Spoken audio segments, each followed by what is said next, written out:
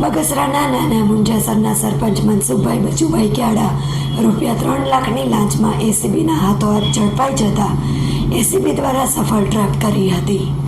બગસરાના નાના મુંજાસરના સરપંચ મનસુખભાઈ બચુભાઈ ક્યાડા ₹3 લાખની લાંચમાં એસીબીના હાથોહાથ ઝડપાઈ જતા એસીબી દ્વારા સફળ ટ્રેપ કરી હતી। આ કામના ફરિયાદી એક જાગૃત નાગરિક સિંગદાણાના બિયારણનો વેપાર કરતા હોય, જેની પાસેથી નાના મુંજાસર ગામના ખેડૂતોએ બિયારણ ખરીદેલ હતું। જે બિયારણ ખરાબ નીકળતા ખેડૂતોએ ફરિયાદીને વાત કરેલ, જેથી ફરિયાદીએ ખરાબ બિયારણ પેટે ખેડૂતોને વળતર આપેલ। જે બાબતની આરોપીને જાણ થતાં આરોપીએ ફરિયાદીને ટેલિફોનિક સંપર્ક કરી ફરિયાદી પાસે ₹5 લાખની લાંચની માગણી કરેલ। જે રકઝકના અંતે ₹3 લાખ આપવાના નક્કી થયેલ।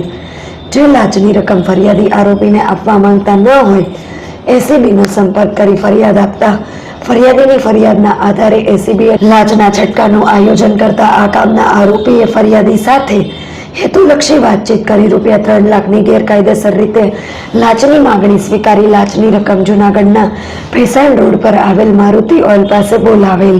ત્યારે આ સ્થળ પર લાંચની રકમ સ્વીકારતા જ એસીબી ત્રાટકી હતી અને લાંચની રકમ સાથે સરપંચ મનસુખભાઈ બચુભાઈ ક્યાડા સ્થળ પર પકડાઈ જઈ પોતાના સરપંચ તરીકે હોદ્દાનો દુરુપયોગ કરી ગુનો કર્યો હતો।